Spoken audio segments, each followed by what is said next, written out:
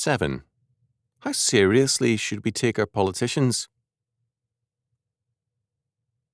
Whenever the Democrats are in office, the Republicans start to wail for the future of the people. We the people are being forgotten by the Democratic fat cats, and only they have the welfare of the people at heart. When the Republicans are in office, we get the same song and the same kind of tears from the Democrats. With two such great and powerful parties manifesting a bleeding heart for us, the people, we should by now be at the gates of paradise.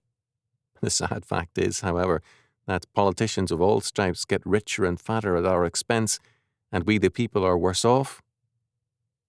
Go abroad, and the same thing holds true. Foreign socialist, communist, and fascist parties are all for the people, but somehow the people are usually the losers. The Japanese have an old proverb which tells us why this is so. The proverb declares, "When the cat mourns for the mouse, do not take her seriously." The political fat cats of all stripes and colours are always mourning for the mice after they devour them. If you take them seriously, you will be their victim.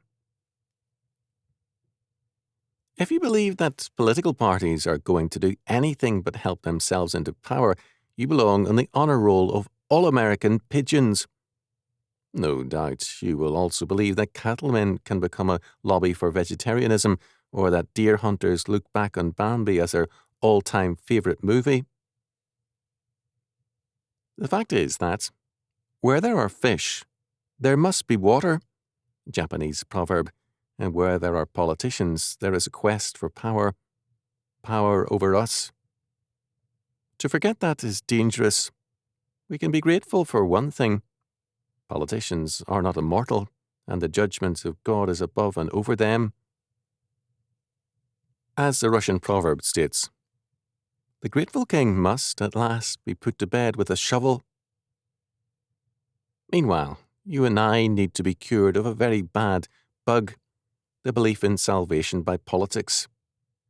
Because in the past few years, men have actually believed that Kennedy, Johnson, Nixon, Ford, Carter and Reagan could solve our problems and give us a better life. We are in a mess. Our ex-presidents, ex-senators, ex-congressmen, ex-governors and so on are doing very well indeed. But with all the years of progress they have brought us, why am I having more trouble paying my bills? Why am I having a problem trying to figure out how I can buy my next used car? Why do I feel less free than I did 20 years ago?